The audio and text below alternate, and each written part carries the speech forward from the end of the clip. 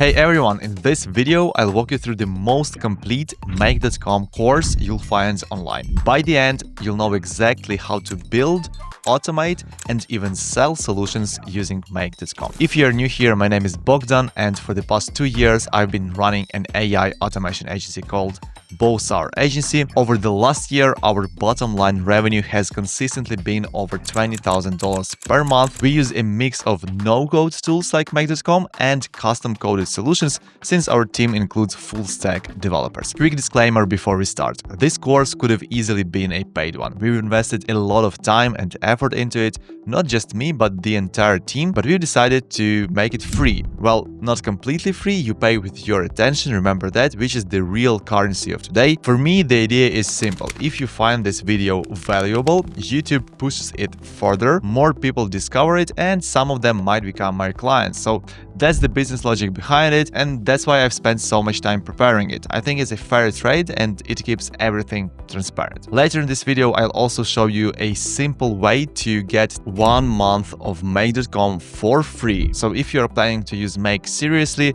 make sure to watch until the end, it's definitely worth knowing about. Alright, here's what we'll cover in this course. We'll start with an overview of Make.com, why I use it, the main concepts, and a quick tour of the interface. Then we'll dive into data types and structures, which will help you understand how Make handles and passes data between modules. It's not as technical as it sounds, and once you get it, debugging and building scenarios becomes way easier. Next, we'll go through the essential modules and tools you'll use most often. Then we'll move into AI integrations, how to connect AI into your workflows, write effective prompts, choose the right models, and apply prompting frameworks and chaining to build smarter automations. After that, we'll look at the advanced techniques, and finally, we'll build a complete lead generation automation from scratch together, and this part ties everything together and shows you how to approach real client projects. From planning to testing and refining your workflow. By the end of this course, you'll have a clear, practical understanding of how to build, manage, and monetize Make.com automations. So let's start with the big question. What exactly is Make.com? Make.com is a no-code automation platform that lets you connect and automate tasks across thousands of different apps. Okay, it's been around for a while, but with the rise of AI, it's become dramatically more powerful. You can now automate not just simple repetitive tasks, but entire processes. Before AI, a typical automation might have looked like this. Someone fills out a lead form and that data gets pushed straight into your CRM. Useful, but pretty basic, right? Now, with the AI in the mix, we can take that same workflow and go several steps further. Automatically research the lead, have an AI model qualify it, enrich the data, and then send a fully pre-qualified lead straight into the CRM.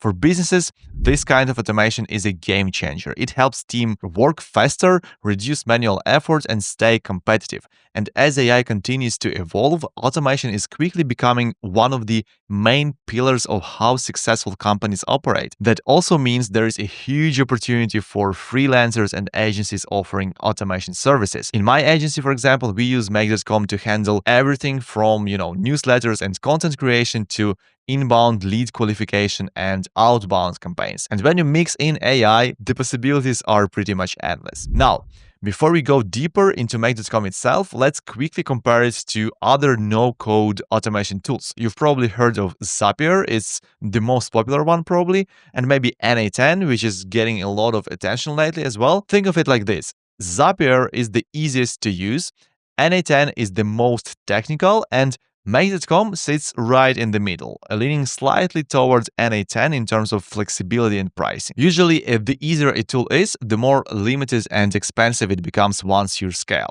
The more technical ones, they take longer to learn, but they offer more customization and, lower costs.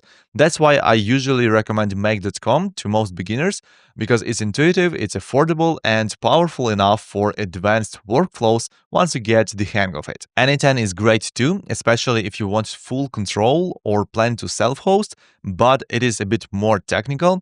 Make.com, on the other hand, gives you over 2,000 native integrations, so you can connect apps in just few clicks.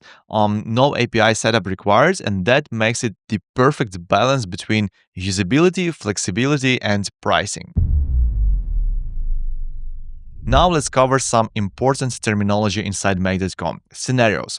Scenarios are what Make.com calls workflows or automation systems. Then we have modules. Modules are the individual steps within a scenario. A module can be an app, an API call, or a data transformation. Then we have connections. Connections are simply the linked apps and services.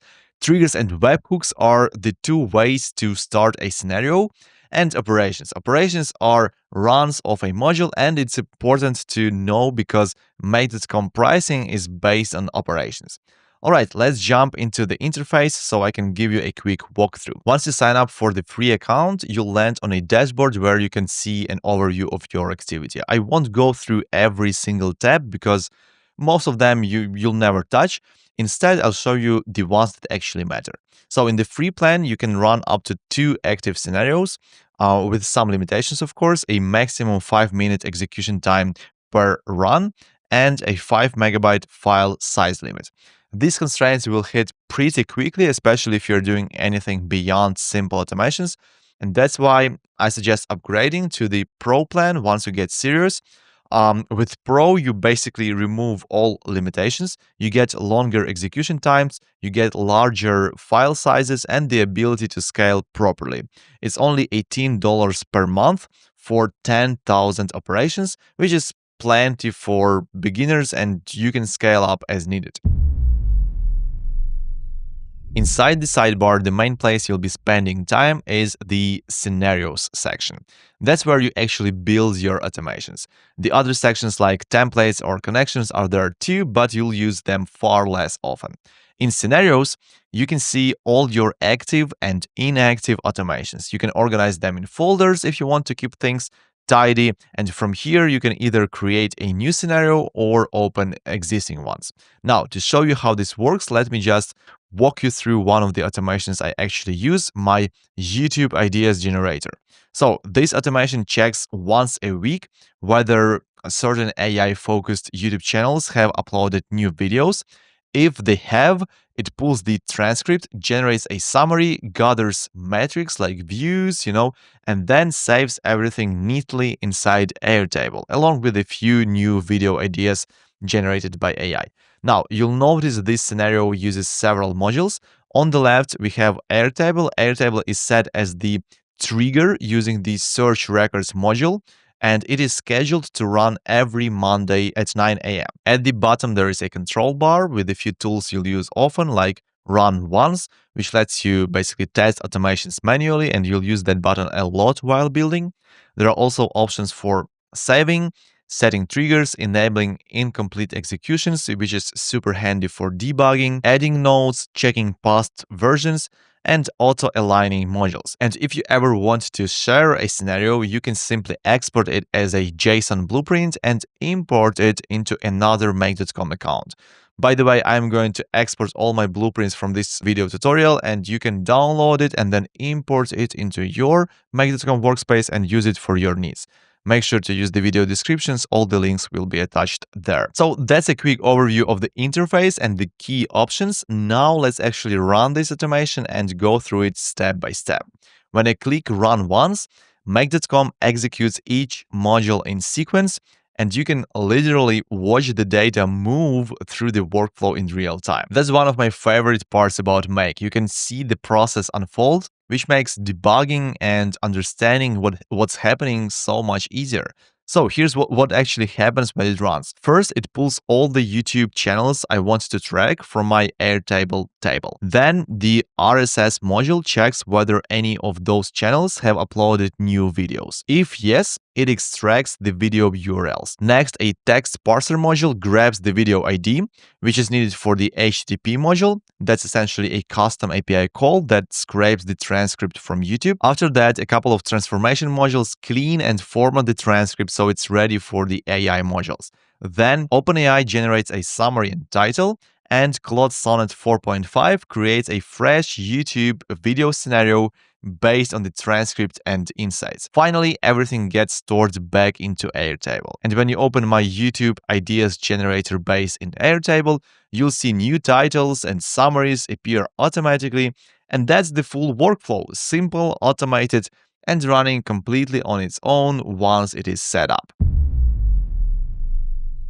Now, before we dive into the modules and build more automations, I want to take a few minutes to talk about data types and data structures. I know it's not the most exciting part, but it's one of the most important things you can learn, because once you understand how data moves through Make.com, everything else becomes much easier and you'll be able to debug problems way faster. So most errors in automations come down to data not being in the format that next module expects. So stick with me for maybe 10 minutes here. It is worth it, I promise. When we are building workflows, what we are really doing is passing data from one app, module, or API to another. Each one expects data in a specific structure and then outputs it in its own format. If the data doesn't match what the next step needs, the automation breaks. So the good thing is that Make.com helps a lot with this. Instead of showing raw, messy data, it gives you a clean interface that makes it clear, what each field expects. For example, in the RSS module that checks for new YouTube uploads, you'll see input fields like URL, expects text, then date, expects a date, and maximum results expects a number, okay? That clarity makes it really easy to know what kind of data to send in. Sometimes it gets a bit more advanced, like, a module might expect an array, which is just a list of values, but even then, Make.com visualizes it nicely so you don't have to look at code. Another helpful thing is that Make.com shows both input and output data for each module, laid out in expandable sections so you can see exactly what came in and what went out, which makes debugging again a lot simpler. Of course, there are times when you do want to see the raw data. For instance, when you download bundles and look at the JSON response, that's a bit more technical, but it's good to know what's happening behind the scenes. Now, sometimes the output of one module doesn't match the input of the next. That's when we use the transformation modules. They let us reformat or adjust the data so everything connects smoothly. Another key concept here is looping through items. Let's say we are checking 5 different YouTube channels in our database. We don't want to, run this scenario just once. We want it to run once per channel, right? So Make.com handles that automatically with iterators. It recognizes multiple items in an array and loops through each one. So if you look at the execution log, you'll see the scenario ran 5 times, one for each channel. Now, what kinds of data types and structures should you know? Let's go through them quickly. We have strings. Strings is plain text like names or messages.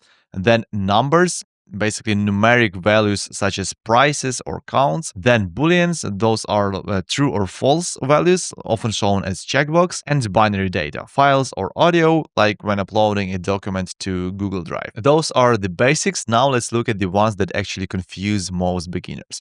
First, you've got arrays. Basically just lists of items. Think of it like a list of email addresses. In raw data, they are shown inside square brackets like this on the screen. Then there are objects, also known as JSONs. These are structured pieces of data with multiple fields. For example, a person's name, email, and company. In Make.com, each object like that is called a bundle. Remember that, that's important. Next, you'll often see arrays of objects, which just means a list of those bundles. So instead of one person, you've got a list of people and each with their own details. And finally, there are nested objects, basically an object inside another object. So maybe you have a person who has a company field and that company itself has its own name, website, and details. So that would be a nested object. Sometimes you'll see combinations of these, for example, an array of objects that each contain nested objects. You won't have to build these manually most of the time, but understanding them will make your life much easier. Let's bring this back to our earlier example. In the search records module here, Airtable returns 5 results. Each result is presented as a bundle with fields like ID and channel ID. Behind the scenes, that's a JSON array, but Make.com visualizes it cleanly as 5 bundles. Here's the key insight. When we pass one of those variables to the next module, make automatically loops over each bundle. That's why you'll see 5 separate executions, one per YouTube channel. Once you understand this concept, everything in Make starts to click. Understanding arrays, JSONs, bundles, and collections gives you the foundation to build, debug, and scale any workflow. With that foundation out of the way, let's move on and get more practical with the modules. So back in Make.com, on the dashboard, let's create a new automation. Click Create a New Scenario. You'll see a panel with all the apps that Make.com has native integrations for. There are thousands basically, and most of the popular tools are definitely already there. Each app comes with its pre-built actions, so you don't have to touch any code, for common use case. That's for sure. For example, in Google Sheets, you'll see options like update a row, bulk add rows, or search rows. With Airtable, you'll see actions like search records or create records. Everything is laid out for typical automation workflows. Connecting to an app is straightforward. It's usually an API key like with Airtable or a simple login like with Google. You just, grab the API key from your app's settings, paste it once in Make.com, and once the connection is saved, it is saved for all the future modules. For Google products, you just log in and grant permissions and you're done. Now, sometimes you'll need an action that's not available in the built-in list. Let's say you want to archive a record in Airtable, something that exists in their API but isn't exposed in the native module here in Make. In that case, scroll to the Other section and select Make an API call. Here you can provide the endpoint URL, request type, and parameters, and Make will handle the rest. The best part is that you can reuse your existing connection, so you don't need to enter API keys again and again or manage some kind of extra authentication steps. We'll go through a few examples of this later when we talk about custom APIs, but the main idea is that Make.com gives you both worlds: the simplicity of native modules and the flexibility of direct API access when you need it. Now, let's talk about triggers. When you open an app's module list in Make.com, you'll usually see the most common triggers right at the top. For example, in Airtable, you'll find watch records for new or updated records, watch responses, and search records. In Google Sheets, you'll see watch new rows and so on. Some triggers can only be used as the first module in a scenario. If you try to add them later, they simply won't show up in the list. There are two main types of triggers: polling and instant. Let's quickly break them down. Instant triggers fire immediately when something happens in the external app. They use webhooks. And polling triggers check for updates on schedule, like every 15 minutes, for example. You can tell which is which right inside the interface. Instant triggers have an instant label, while polling triggers show a small clock icon. For example, watch records in Airtable is a polling trigger. So you select your base and table, say competitors, choose the trigger field, for instance, channel name, set a limit, and decide where to start. From now, from all records, from a specific date, or manually. Then you define the schedule: every minute, every 5 minutes, hourly, or something custom like every day at 9 a.m. One thing to remember here is that every poll counts as an operation, so even if no data is found, it's still an operation. And since Make.com pricing is based on operations, that's important to keep in mind. Now, in our earlier example, we set it to run once a day at 9 a.m. That's fine for most use cases, but some automations may need more frequent checks. You can test triggers in two ways: run once, which runs the entire scenario, and run this module only, which runs just the selected module, which is great for testing large scenarios. You don't have to wait until it is going through all the modules in the sequence. If you set choose where to start to from now and no records have changed, you'll get nothing back. Switch it to all and run again, and you'll see the returned bundles, like 5 records. They show up instantly. If you need instant behavior instead of polling, that's where webhooks come in. I hope you've heard about webhooks. A webhook is just a URL that Make.com gives you, and the external app calls it whenever a certain event happens. For example, with Airtable forms, you can set it so that when a form is submitted, it automatically sends that data to your Make.com webhook, triggering your entire scenario right away and no polling required. Sometimes native instant triggers are limited or unavailable, and in those cases, you can use the custom webhook module. You simply create a new webhook, copy its URL and paste it into your external app settings. Of course, if that app supports webhooks. Different tools handle this differently. Some make it really simple and others just don't expose it at all. You can also send data back from make.com using the webhook response module. This effectively turns your scenario into a mini API. So the calling app sends data, waits for make to process it, and then gets a reply. I use this setup with Relevance AI. The workflow sends text to make.com, creates a Google Doc, and then responds with the documents link so the AI agent can use it. Inside the webhook response, you can specify which variables to return. If the calling app doesn't need a response, you can skip that step entirely. Now, back to Airtable. Let's say we want our scenario to trigger instantly when a checkbox is ticked. In Airtable automations, create a new trigger when a record matches conditions. For example, when monitor is checked, then add an action, run script. This is going to be a paid option for Airtable. You can't run script if you are not on the paid plan.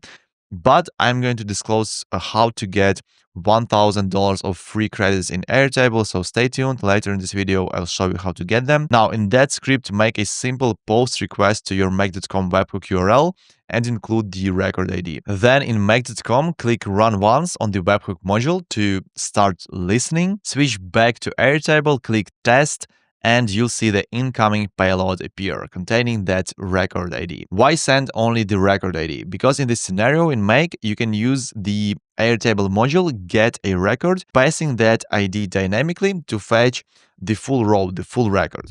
Now, variables. Variables in Make.com are just stored values from previous steps, and each run has its own, so we reference them dynamically. Hope that's clear. One more note on webhook response. You can also use it at the end of your scenario to return computed values like a newly generated Google link back to the calling app. Some tools will wait for that response, others don't require it, so you can skip it if it's not needed. Alright, I think that covers native APIs, variables, and triggers, webhooks. I'll include the full presentation in my AIF community. You'll find the link in the video description. Now let's talk about filters and routers, which you'll use a lot while building in Make.com.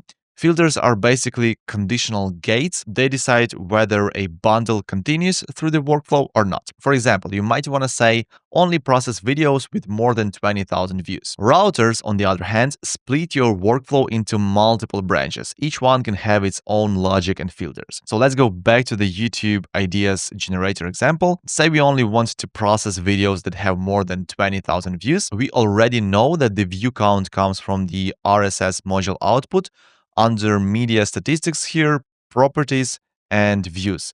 So add a filter right after that module, as close as possible to where the data comes from, because that way you don't waste operations downstream on bundles that don't meet your condition.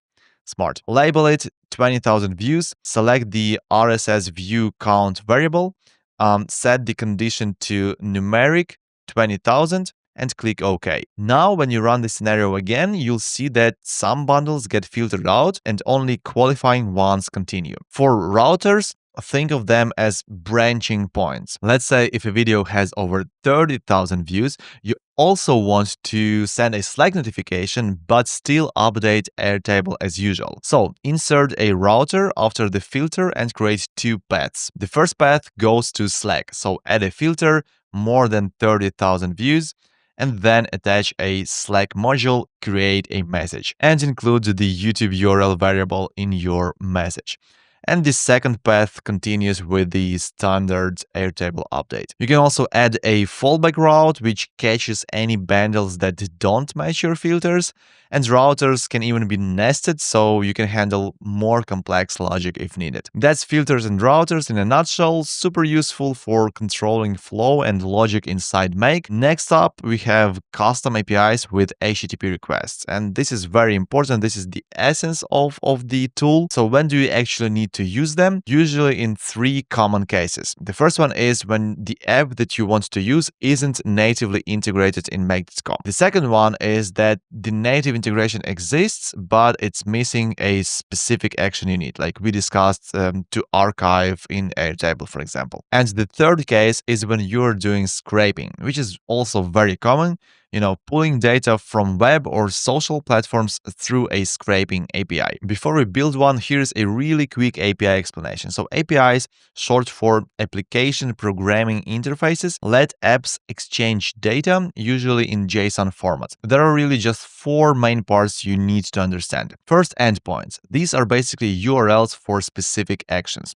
For example, HubSpot has a contacts endpoint where you can manage contacts data. You'll always find this listed in the app's API documentation, and that's why I always repeat many times, it is important to learn how to work with API documentation. All the guidelines, all the instructions are there. Next, HTTP methods. This tells the API what kind of action you are taking. Get means retrieve, post means create or send, put or patch means update, and delete, well, deletes, removes something. The documentation will always tell you which method to use. And then we have headers. These are like little notes that travel with your request. For example, you'll often see an authorization header. That's where your API key or bearer token goes. And a content type header, which is almost always set to application JSON. And finally, the request body. This is the actual data you're sending, usually in JSON format. It's what you include when you use post or patch requests, and the documentation will also show you exactly what fields are required. Now back to our scenario. We have one custom HTTP request that scrapes YouTube transcripts. We are using Rapid API, which is an API marketplace that has ready-made scrapers. Very useful. YouTube, Instagram, Amazon, LinkedIn, and many others. In this case, we are using the YouTube Video Summarizer API. Setup is straightforward here, once you understand the basics, of course. This request is a GET because we are retrieving data. So from the Rapid API docs, just copy the endpoint URL. In make.com, add HTTP, make a request, paste the URL, and notice that it includes a video ID parameter. So replace that with the video ID variable from your text parser module. That's the one that extracts the ID from the YouTube URL, right? Set the methods to get, add the required headers from the documentation, for example, the Rapid API host header and your API key. Since this is a GET request and the video ID is part of the URL, we don't need a request body.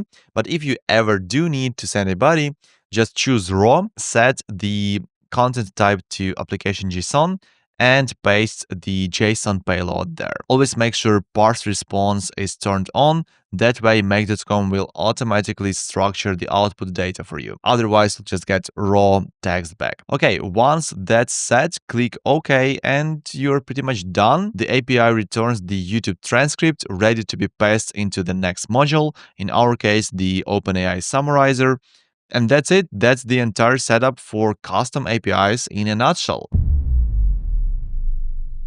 Let's move on to the next section, scraping. This is one of the most practical skills you can develop in automation. Many of the systems you'll build will include some kind of scraping, whether it's pulling data from websites, social platforms, or Google search results. The idea is really simple. You pull data from external sources, process it, and use it somewhere else. You'll see this all the time in lead qualification, outbound email or content workflows.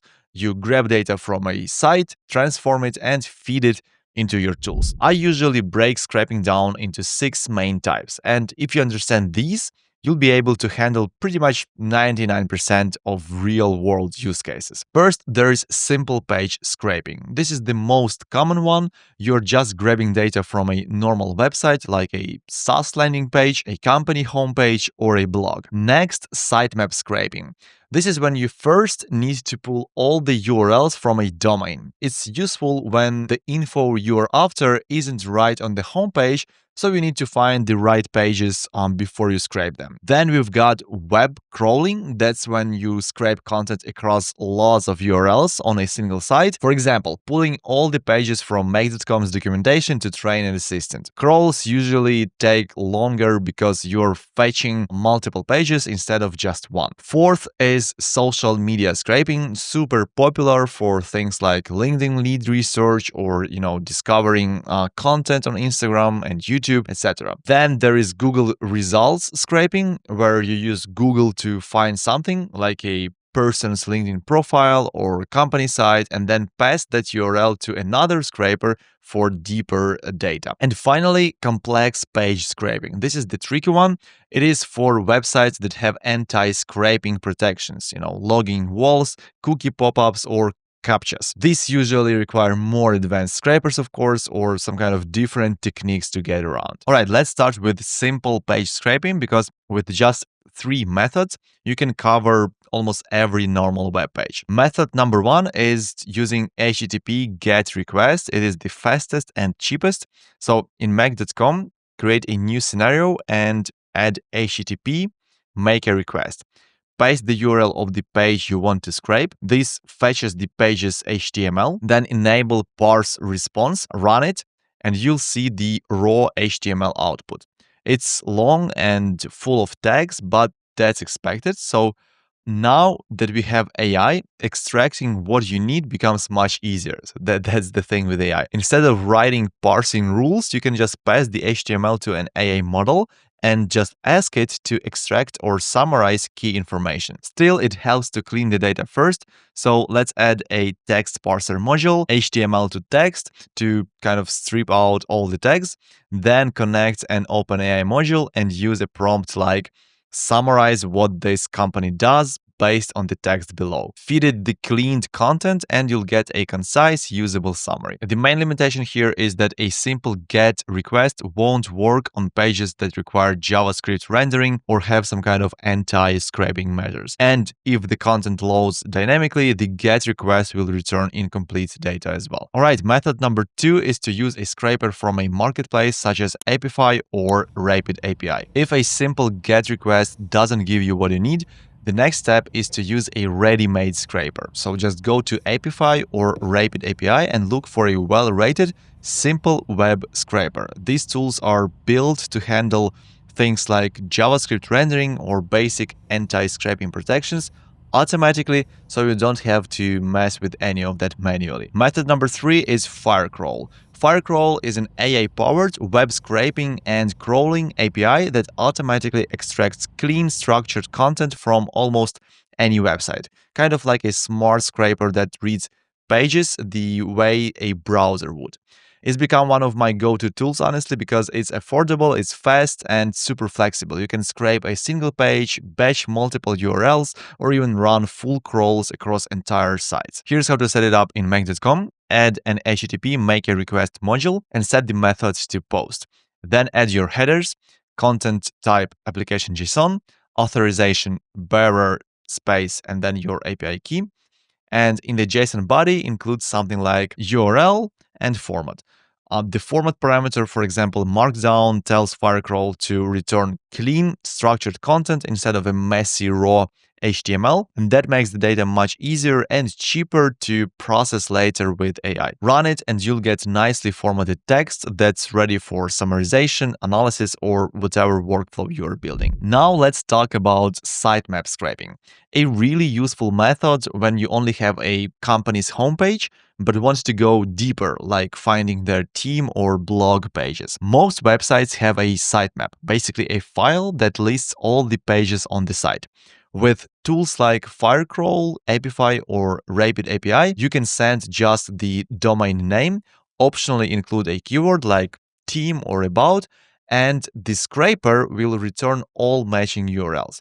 From there, you can add an AI step to filter those results, for example, return only the blog post URLs, and then feed those filtered URLs into your page scraper to extract the actual content. Next up, web crawling, which is just a larger scale version of scraping, and instead of a few pages, you're collecting data from across an entire site, like, crawling all the Make.com's documentation. Firecrawl can handle this too, and you can even set a limit so it doesn't pull too much data.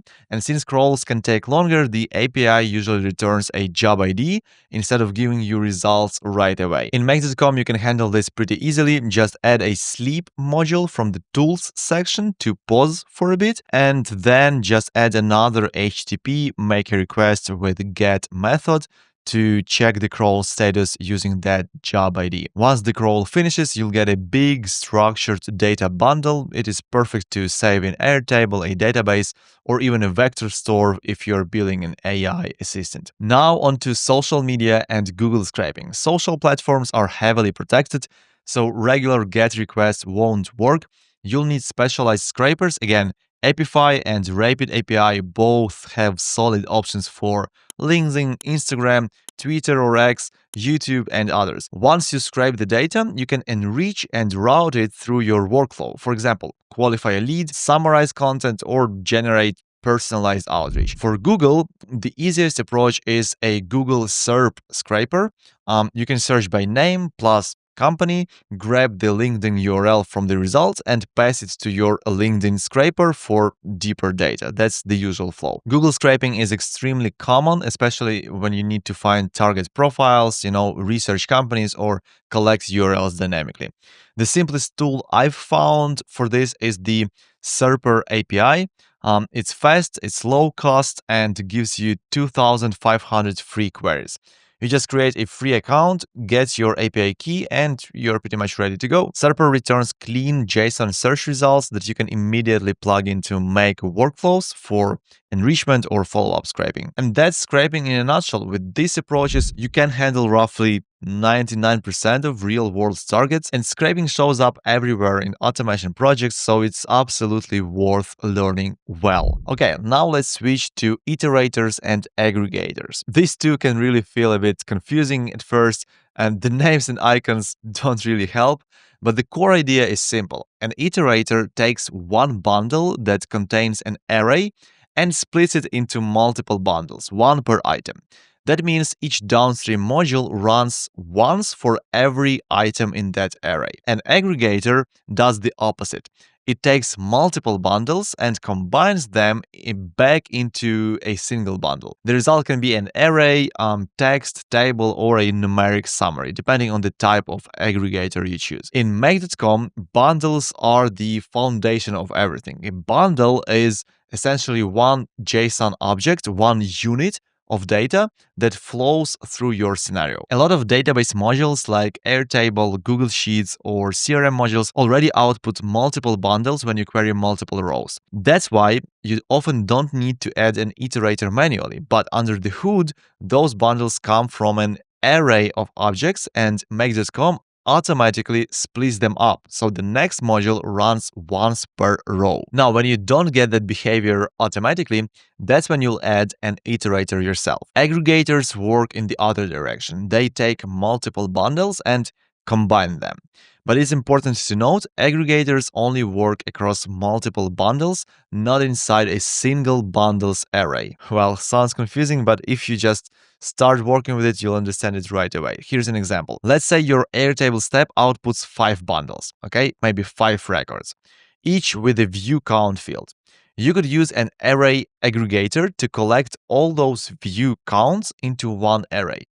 Or you could use a text aggregator to join those numbers into a single text block, maybe for a Slack message or some kind of a summary report. So what did we need both an iterator and an aggregator in the YouTube transcript flow earlier? Because the transcript API returns a single bundle that contained a huge array of sentence objects. OpenAI, on the other hand, expects a single block of text, not an array of thousands of individual sentences. Since aggregators can't directly merge arrays inside one bundle, we had to process it in 2 steps. First, we used an iterator to split that array into many bundles, one per sentence, and then we used a text aggregator to merge those sentence bundles back into one long text string. And then it was ready for summarization by AI. So that's the most common real-world pattern, breaking arrays down with iterators and then combining them back with aggregators. There are also a few other handy tools modules in Make.com worth mentioning.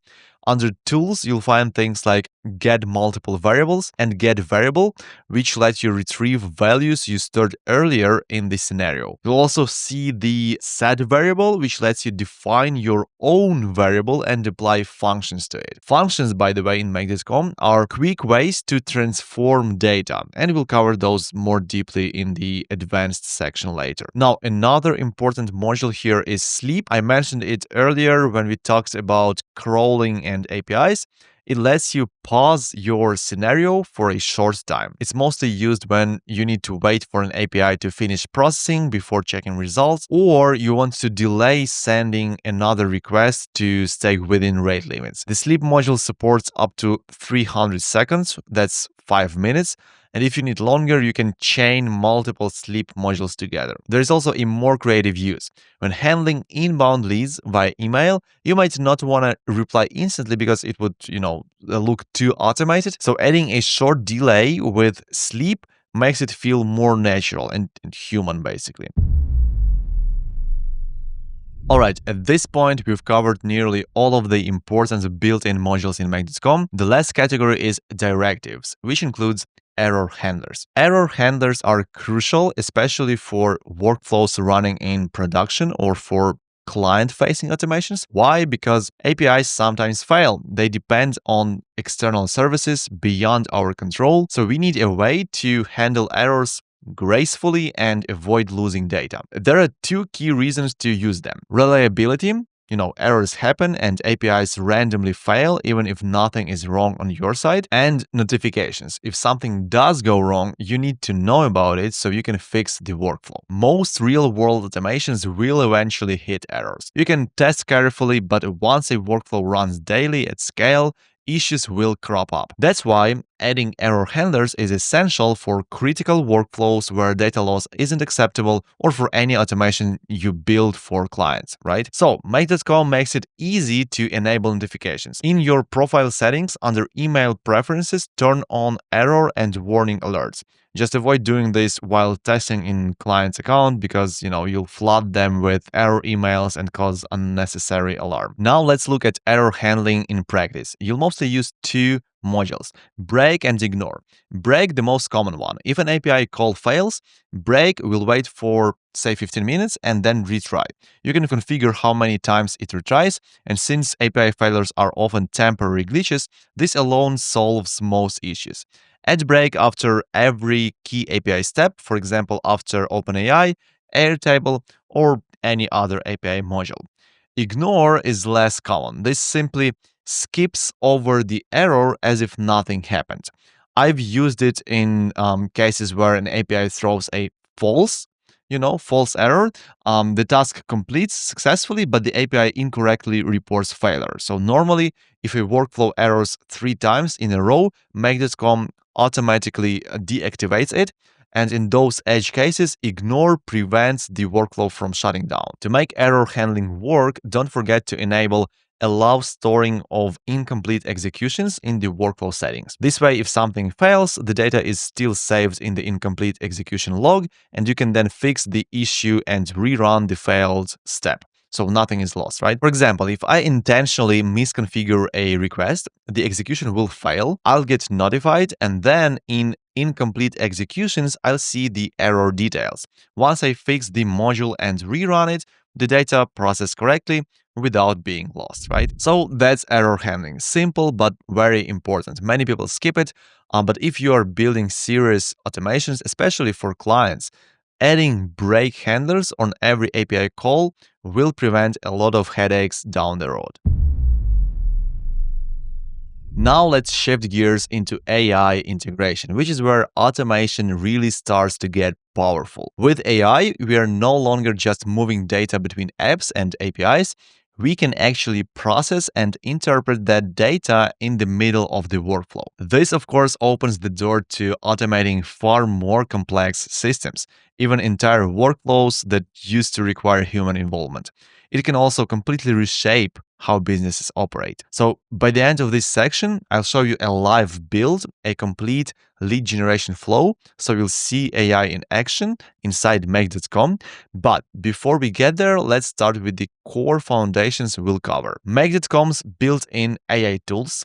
then the types of large language models, then prompting frameworks and best practices, choosing the right LLM for your use case, and prompt chaining, how to combine multiple AI calls into one cohesive system or agent. Okay, let's begin with Make.com's AI toolkit. So Make has packaged the most common AI use cases directly into ready-to-use modules.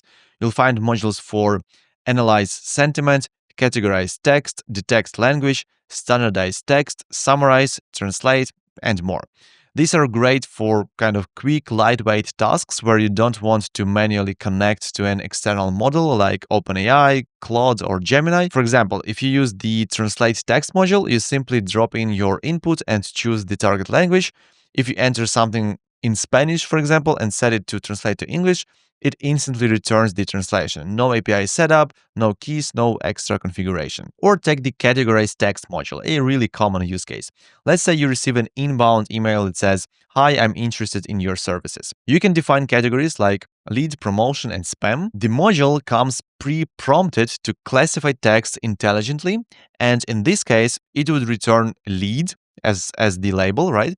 Along with reasoning about why it made that choice. These built-in modules are great shortcuts for some kind of simpler workflows. They're fast, they are pre-optimized, and they handle common AI tasks out of the box. Now let's go over the types of LLMs. Right now, we can roughly split them into two main categories. First, non-reasoning LLMs, and second, reasoning LLMs. Non-reasoning LLMs, these models are faster, cheaper, and ideal for simpler tasks that don't require deep reasoning. Examples include GPT-4o, Claude 3.5, and Gemini Flash. Second, reasoning LLMs, these are slower and more expensive, but they excel at complex tasks that involve planning, logic, and multi-step reasoning. Examples include GPT-o3, GPT-o1, DeepSeek, and Gemini 2o thinking. Now let's look at some LLM use cases. I've grouped them into 6 broad categories.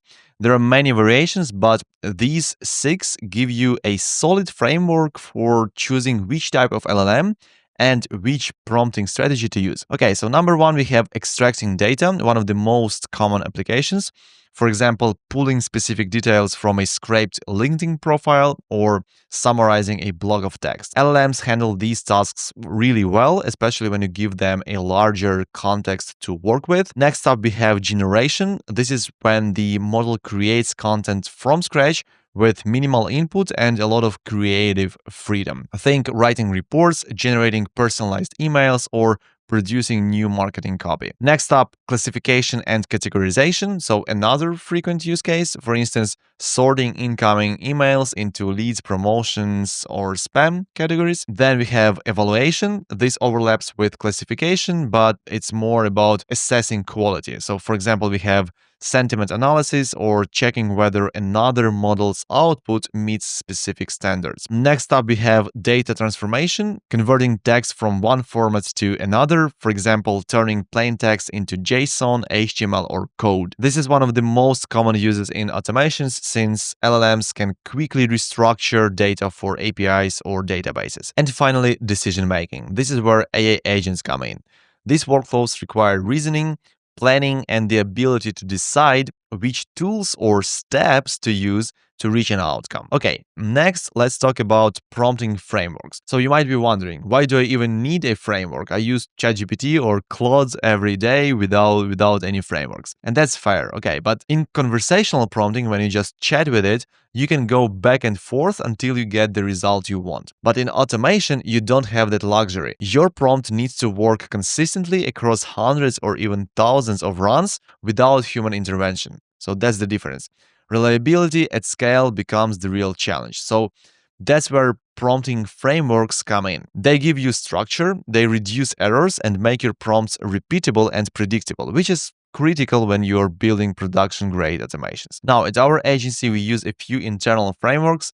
They're not the best or the only ones, but they've proven to be reliable and easy to maintain over time. For non-reasoning LLMs like GPT-4o or Claude 3.5 or Gemini Flash, we mainly use two variations: short structured framework or long structured framework. Short structured framework is for simple focused tasks, and long structured framework is for more complex or creative tasks. For reasoning LLMs, the approach is different. They need less structure, and too much detail can actually make performance worse. We'll get to that in a minute, but for now, let's discuss the short structured framework. The short structured framework is divided into four simple sections: role and objective, so clearly define the role and task. For example, you are a world-class email parser.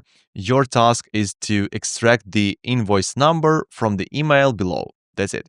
We usually hype the role a little, calling it a world-class or expert level, because studies show that this actually improves performance, and we trust the studies. The second section is instructions and rules. So define the formatting requirements and specify how to handle errors. For example, extract only the invoice number, output nothing else. If no invoice number is found, return not available. These rules are critical in automations. Without them, LLMs might output something like the invoice number is 1234, which could break an API call or data parsing step. The next section is examples. Add one or two sample inputs and outputs. Even a single example can dramatically improve accuracy and consistency, also proven by the research papers. And the last one is variables. So include your dynamic variable, for example, the email body or user inputs pulled from your make.com scenario. This simple framework works beautifully for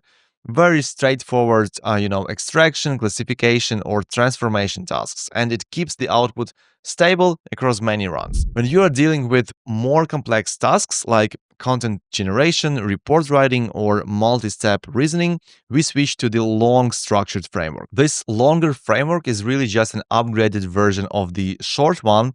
It gives the model more structure and keeps things consistent, okay?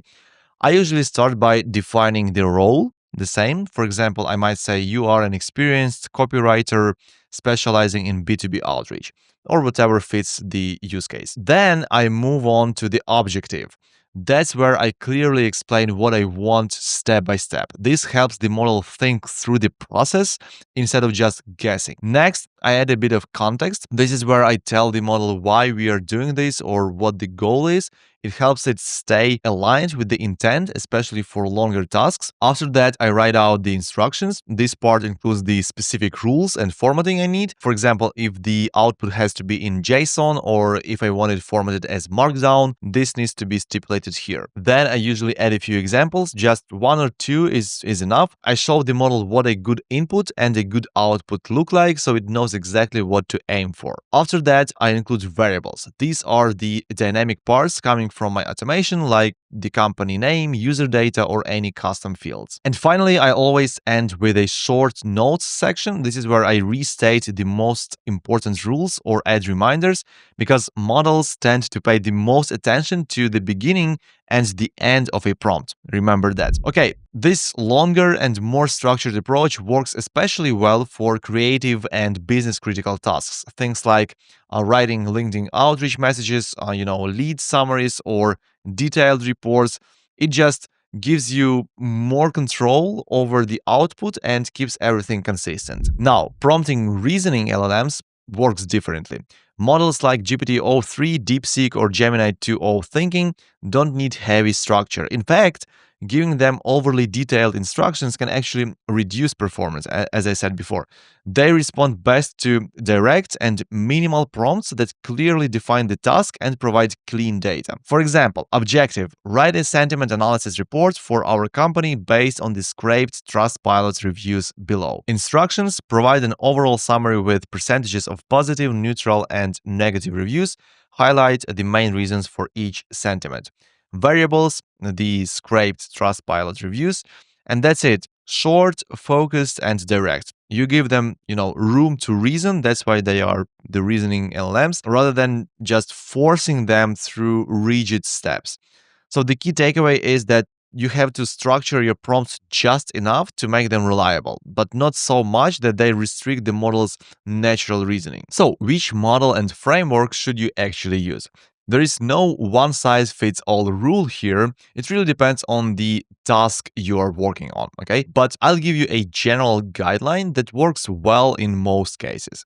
So, when it comes to extracting data, I usually go with a non-reasoning LLM and the short structured framework. Extraction is pretty straightforward. You are just pulling specific information from unstructured text, so a clean, consistent prompt works best. For classification and categorization, it's the same idea. Non-reasoning LLMs are perfect here, and honestly, you can often skip the external model entirely. Make.com already has solid built-in AI tools like categorized text or sentiment analysis.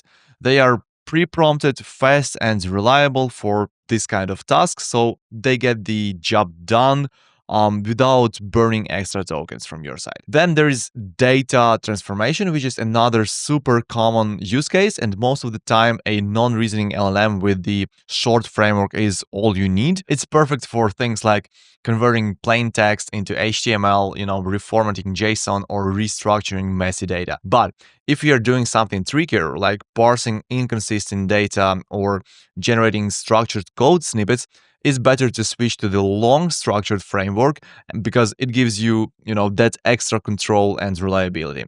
Now, generation. Generation is a bit different. This is when you're creating new content from scratch, maybe a blog post or, a sales email or a report. These kinds of tasks need more creativity and nuance, so reasoning LLMs usually perform better. But if you're using a non-reasoning model, make sure to use the long structured framework to give it more context and guardrails. Next is evaluation, things like sentiment checks, grading responses, or reviewing another model's output. Simple evaluations like identifying if something is positive or negative are easy for non-reasoning LLMs, but if you need more depth, like verifying logic or assessing reasoning quality, reasoning models are the better choice, that's for sure. And finally, there is decision making, which is where reasoning models really shine. They perform best here. You'll see this mostly inside AI agents, where the model has to plan a sequence of steps, decide which tool to use, or figure out what to do next. Those are reasoning heavy tasks, so models like GPT or 3 or DeepSeek are ideal here. So to wrap it up, here's how I think about it. If you're extracting, classifying, or transforming data, stick with non-reasoning LLMs and the short framework. If you are generating, doing complex evaluations, or making decisions, go for reasoning LLMs or pair a non-reasoning one with the long framework if you need a faster or cheaper option. All right. Now let's talk about prompt chaining, a concept that you'll use constantly when building AI-powered automations. So why do we chain prompts in the first place? Because LLMs, even the advanced ones, aren't great at doing multiple things at once, okay? You don't want to give a single prompt that says, extract key data points from this LinkedIn post, summarize it, and then write a personalized email. That's too much for one step. It mixes extraction, reasoning, and generation, and that's exactly how you get inconsistent results. Instead, you split the workflow into smaller, focused steps. One module extracts the key data, the next one summarizes it, and another generates the personalized email. So each prompt focuses on one narrow task, and that's the key for reliability. The smaller the task, the more consistent the output. Just remember this. I like to put it this way. If you are struggling with inconsistent outputs, the solution to AI problems is often just more AI. In practice, that means breaking your complex workflow into multiple AI steps where each one handles a single part of the process. That way, the output of one module becomes the input for the next, and together they form a stable, predictable chain. So this approach is especially useful when building large automation systems because it lets you fine-tune or replace just one part of the chain without breaking everything else. Now let's bring this into practice by building something from scratch. We'll create a lead generation system. And guys, if you made it this far and you're still here for the actual build, congrats. I know the theory part can feel a bit heavy, and some of you probably skip through it, but honestly, taking that extra half an hour or an hour of, to structure things in your head makes a huge difference. Having a framework before you start building will save you a lot of trial and error later. So since I've started working on this video, I've actually negotiated a better deal. Now it is not on Teams plan, which is not relevant to 99% of you. Now it is on Pro plan, which is actually the one that you want to use. So if I go to get deal, you will see that now you can save up to $283, which means first month free on Pro plan, 20,000 credits for free, plus 40% off on Pro or Teams annual plans. This is a special offer available through our community. It's called the AI Fellowship Plus, or AIF Plus for short. We are actually launching this community today alongside this video. We've done it ourselves, we know what works, and we've recorded a full set of action-based lessons. You actually get a few videos recorded by me personally every day containing a specific action item with explanations. Not just tutorials, but practical steps you follow day by day. This isn't a passive self-paced course, it's an accountability program, with personalized feedback, daily actions, and live support from us. We run 3 Q&A calls per week to help you troubleshoot your projects and give you direct, personalized feedback when you get stuck. On top of that, you'll also get access to a bunch of free perks and exclusive discounts, including this one, Make.com free credits, and even a free Go High Level account, which alone saves you $97 a month. So basically the cost of the whole program. Now, the price is intentionally kept low. We want this to be accessible for anyone serious about getting started, regardless of your background. And just so it's completely risk-free, if you don't land your first client within 90 days, I will personally refund you the full cost of the program. Now, the link is in the video description. Feel free to check it out if you want to take this skill and turn it into something profitable and, join a group of people doing the same. I invite you to join us inside AI Fellowship Plus. Now, let's head back to Make.com and start a new scenario. We will monitor Product Hunt website for new products, extract their actual website URLs, then automatically find their contact information using an API, use AI to generate personalized outreach messages, and store everything in Airtable with Slack notifications. And by the way, for Airtable, you can also get a $1,000 of free credits if you join the community. I haven't been paying for Airtable for several months now, while, still actively using it really a lot. All right. This is a complete end-to-end workflow that can save you hours of manual research every single day. Let's just build it and you can follow along. And remember, the template will be attached in the video description. You can download it, import it to your workspace, and you will have it ready to play with. Okay, I've already set up 2 tables in Airtable, leads and cold leads. We will save our leads there depending on whether we have contact email or not. We're going to start by adding our trigger, the module that kicks off the entire workflow. So let me click the plus button. We are going to monitor Product Hunt's RSS feed.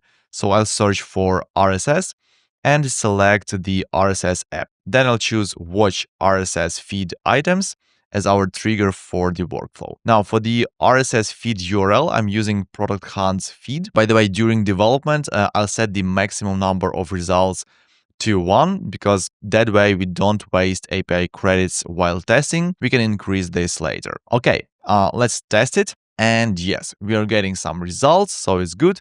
Now we need to get the actual Product Hunt page HTML, because the RSS feed doesn't include the real product website URL. So we'll need to extract that from the page itself. I'll search for HTTP, select it, and choose Make a Request. Okay, for the URL, I'll map the URL from our RSS feed from the output. That's the Product Hunt page link. Okay, the method is already set to get, so that's perfect. This step will fetch the raw HTML of the Product Hunt page. Let's save and run it quickly. And great, we got the page's HTML. Here's where it gets interesting. We need to extract the actual product website URL from all that HTML. Product Hunt has a Visit Website button, and that's where the real link hides. Okay, so let's search for text parser. Select it and choose Match Pattern. This allows us to use something called regex, basically a text search formula that helps us find and extract specific data. So here's the pattern I'm using. In simple terms, it looks through the HTML for a link that's attached to the visit website button. And the parentheses here capture the exact URL we want to extract. I'll check global match just to be safe. And for the text field, I'll map the data from our HTTP request. So that's the HTML we just fetched. Okay, let's save and test it again. And yes, we've got our real website link. Now, before moving on, I want to clean up the product description because the RSS feed includes a lots of HTML tags and some extra text. So to fix that, I'll use a set variable module. So I'll search for it, select it, and name the variable overview. Okay, for the value, I'll use a simple function called strip HTML. It basically removes all HTML tags and leaves us with clean text. And this is what we want. So here's the formula. Okay, strip HTML. Let's save it and test it again. Okay, it looks much better, but there's still some unnecessary text about discussions or links. So let's refine it. We can split the string at the word discussion. So that will create an array, basically 2 chunks of text. We only need the first one, so we'll use get to take just that part, okay? And finally, we'll apply trim to remove any extra spaces. Let's save and test again. And perfect. Now we have a clean, readable product description. Now for the fun part, we are going to automatically find contact information for each product. So for this, I'm using Rapid API's website contact finder.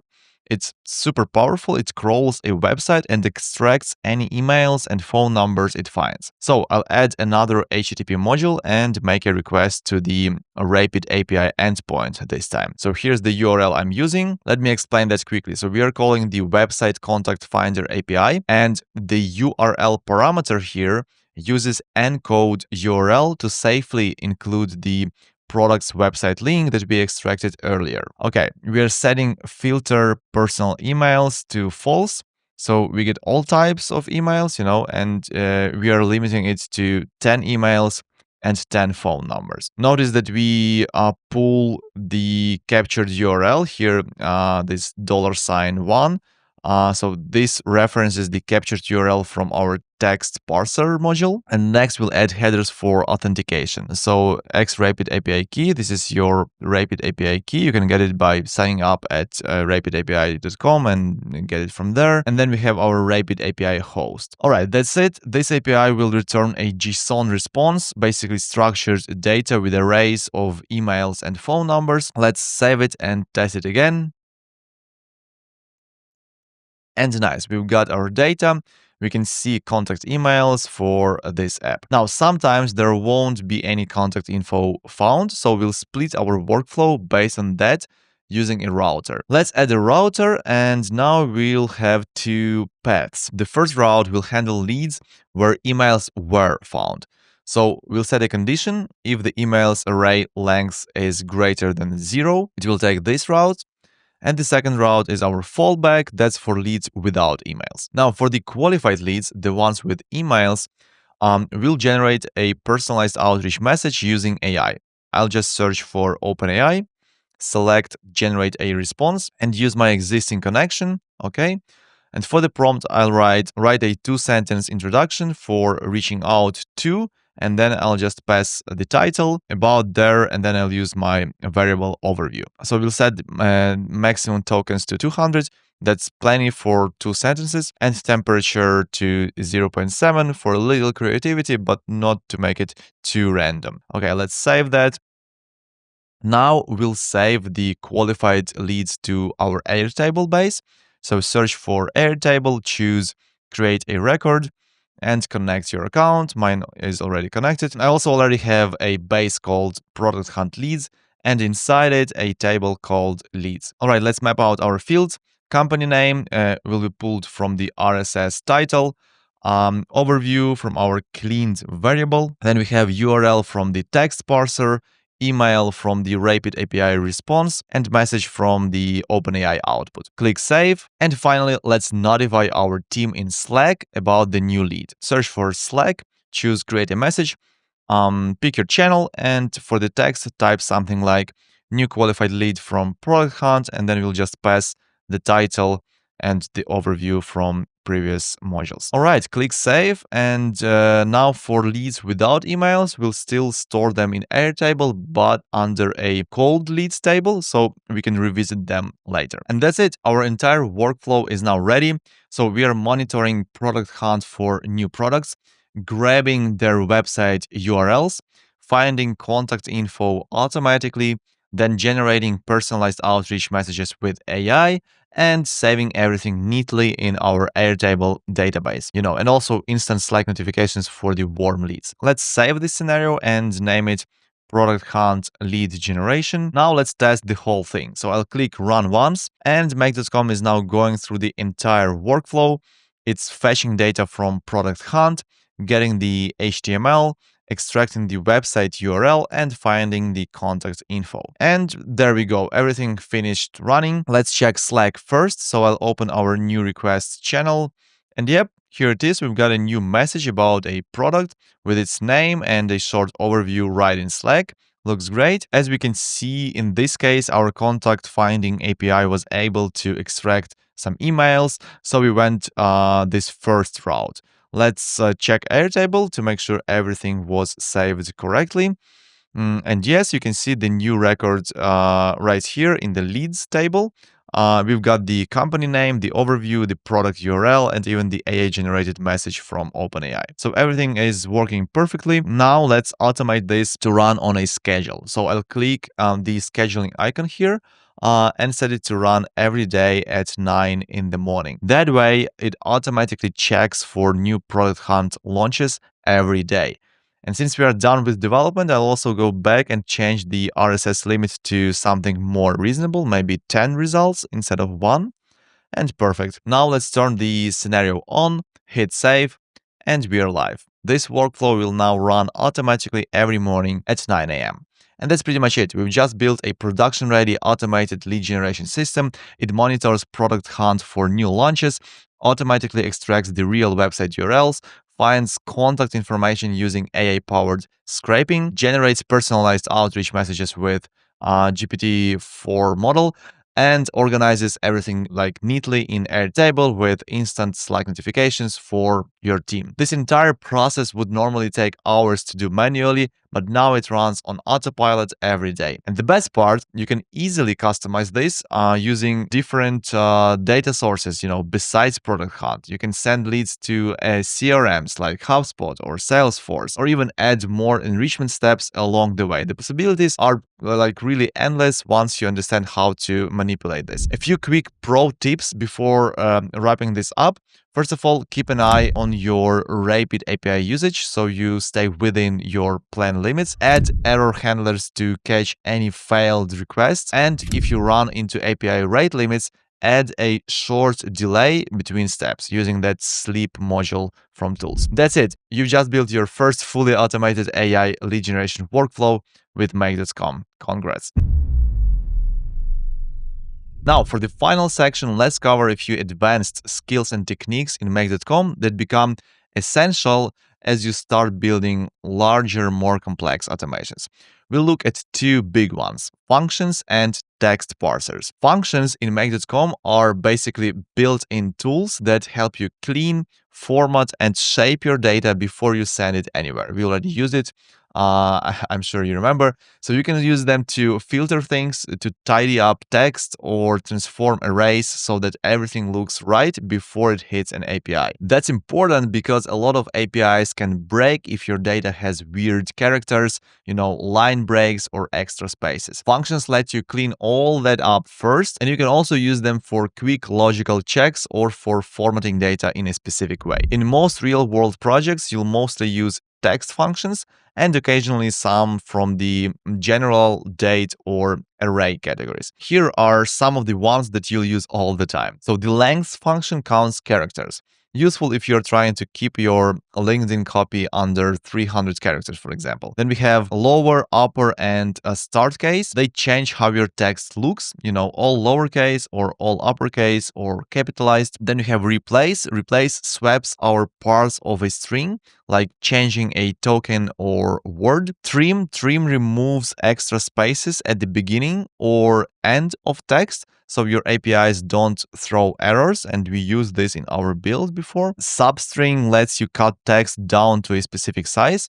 It is handy if an API only accepts like up to 5,000 characters, for example. ToString converts numbers, booleans, or arrays into text when the next module expects a string. Split breaks something like ABC into separate items so you can loop through. Then we've got contains. This one checks whether a piece of text includes a certain word or symbol, like, making sure an email contains an @ symbol. Okay, get pulls one specific item from an array. If and if empty lets you handle blank or missing values gracefully, kind of like saying if this is empty, use that instead. Now and add days are for timestamps or scheduling offsets, and you can use format date to change how those dates appear. Join puts an array back together into a single line of text. Then map lets you grab just the fields that you care about from a larger array, and flatten takes nested arrays and merges them into one clean list. Once you start playing around with this, you'll feel totally natural. They are small, simple tools, but they save you a ton of time, especially when you're debugging or cleaning messy data. If I were you, I would just save this whole list, and then when you build, depending on your needs, refer to that list, to remind yourself of the existence of that specific function. Next up, let's talk about text parsers, specifically the match pattern option that uses regex. This is what we used in our build. So this is incredibly useful when you need to extract consistent pieces of data, things like emails, numbers, IDs or dates from predictable text formats. Now, you'll want to use match pattern when you're consistently extracting a known pattern like an email or video ID, when you want to clean or normalize text without using LLM tokens, because you pay for them all the time, remember that. Or when you're working with stable API responses and need one specific field over and over again. For example, in my YouTube ideas generator, the RSS step gives us the full YouTube URL. But as you remember, the transcript API only needs the video ID. That's the last part of the URL. So we used match pattern with a regex to extract just that ID. Okay, and you don't have to handcraft the regex yourself. Just ask an LLM like ChatGPT, write a regex for Mac.com's match pattern that extracts the YouTube video ID from this URL, and it will be done perfectly well. Copy that regex into the text parser, run it, and you'll see it return only the video ID. Which you can then pass directly into your HTTP request. This method is fast, it's lightweight, and doesn't consume any LLM tokens, so you can also use it to sanitize scraped text, for example, removing special characters, new lines, accents, or some kind of extra white space. And when you're dealing with long text blocks like 10,000 characters or more, regex cleaning is far more efficient than sending all the data through an AI model. So always try to use it before that step. Okay, that's the essence of these advanced techniques. And as I said, once you get comfortable with functions and text parsers, you'll have the tools to handle almost any data challenge in Mac.com, from cleaning to filtering to transforming and extracting exactly what you need. I think most of you already get it. This whole AI wave is massive. It's not a bubble. Every single industry is adopting it, and it's opening up huge opportunities for people who know how to actually use these tools, right? So I'm not gonna spend time convincing you that AI is the future. You already know that. Instead, let's talk about how you can actually make money with it. Okay, and what's the shortest, the fastest, the smartest way to start? As I said, I've been building and selling AI automations for over a year now, and also teaching others to do the same. So I've got some experience, I've observed a lot of patterns, and after working with hundreds of people, I've noticed one big pattern. Most people try to learn everything before they ever talk to a client. They think they need to be an expert first, and that's a big trap. The truth is, in this business, sales and communication are way more important than technical perfection. You don't need to be a make.com wizard to get started. You just need to understand how to solve a problem for someone and how to talk about it clearly. If you watched this video all the way through, you already have enough knowledge to start selling small automation projects, okay? That's 100%. Sure, for each project, you'll need to research and fill in a few gaps. That's totally normal. In fact, most businesses already know what they need done. They just don't have time to figure out how to do it. That's where you come in. You have that time. So here's the approach I'd suggest. Don't spend months trying to become a full-blown AI developer. Instead, start freelancing. There are a lot of ways you can monetize what you've learned here today. You can build automation services for clients. You can do consulting. You can launch your own AI product, or even, move into education later on. But if you're just getting started right now, I strongly recommend you begin with freelancing, offering service-based work. Here's why. If you try consulting or education too early, you'll struggle because those depend on deep experience and proven results. People pay you for your expertise. If you try building a product right away, that's a huge investment of time and money, all kind of resources, and it can take months before you see any return, if you see any at all. Very risky. But freelancing is completely different. It's fast, it's flexible, and low risk. You get to cash faster, no need for a big team, no ads, no funnels. Just a client, a problem, and a solution that you can build for them. And the best part is that you learn while you do that, while you earn money. Every project teaches you something new and becomes a real case study that you can show to the next client. And this is how you build that momentum. And once you've done a few projects, you can also start templating your work. You can reuse like 80% of what you've already built and just customize the rest. It's not passive income, just to be clear, and that's okay. You'll be on calls. You'll be building systems, you'll be fixing bugs, but it compounds. Every project makes you better, faster, and more valuable. You don't need to launch a big AI agency or hire a team right away. Just start small, build and sell one workflow, earn your first few hundred or $1,000, and get that first case study under your belt. That first win gives you, confidence, proof, momentum. It gives you a lot of practice and experience. And honestly, this approach is so much faster. You don't need to prepare for months hoping to get it perfect on your first try. It is better to just get out there, try, get feedback, and improve as you go. Think of it like this. You can either spend all your time trying to hit the bullseye once, or you can start throwing darts, see where they land, adjust, and then get better 10x faster. Iterate based on feedback. Now, how do you actually land that first client? There are plenty of options. Freelance platforms like Upwork are a great place to start. Cold outreach through email or LinkedIn, or even content creation, being active in communities if you want to attract clients inbound. You don't need all of them from the start, just pick one and commit. I'll attach a short training in the description, a training video. It will walk you through all these options in more detail. But of course, the safest and fastest way to do this is join an accountability group. I've already talked about our community. Just to give you more insights, inside the community, we'll literally walk you step by step through the process of selling your first automation, daily actions, short and clear tasks, and real feedback from me personally and my team as well. And when you close your first client, your first deal, if you get stuck on the build, we'll jump in, we can troubleshoot with you and make sure it's done right. My co-founder and CTO, Nick, he has 15 years of software development experience, so you're not on your own. You don't have to be 100% confident in your technical abilities right now. That's completely normal. We've got your back. And as I said, there is zero risk if you don't close your first client within 90 days I'll refund you the cost of the program. So 100% no-brainer. That's pretty much it. Don't overthink it. Don't wait to feel ready. You've got everything you need to start. I don't want to overwhelm you in case you don't want to learn that monetization part. So make sure to watch a separate short video on the tactics with Upwork and cold emails. I'll link it below. And of course, if you want guidance and safety net while you do it, that's exactly what our community is for. All right, enough of that pitch. That's it for this full Make.com walkthrough. In this course, you'll learn everything you need to start building real powerful automations with Make.com. From here, it's all about practice and application. You already have the foundation. Now you can start building projects, helping businesses, and actually monetizing this skill. If you take action now, you're already ahead of most people.